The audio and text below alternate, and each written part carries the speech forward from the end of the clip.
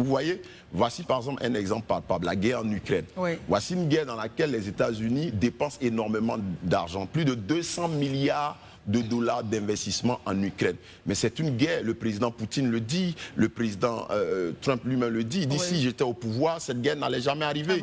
Et le président Poutine l'a dit également, si Donald Trump était au pouvoir, cette guerre n'allait pas arriver. Pourquoi dépenser plus de 200 milliards de dollars dans une crise qui est aussi loin de votre pays?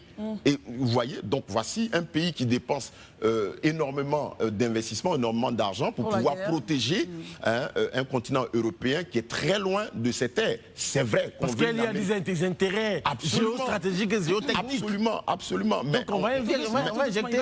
Mais absolument, mais on peut évidemment consolider ses intérêts pas en faisant forcément la guerre, mais en utilisant d'autres canaux, d'autres moyens de pression. Vous voyez aujourd'hui, qu'est-ce que Donald Trump utilise? L'art de la négociation. Vous voyez, par exemple, il dit, je veux le Groenland.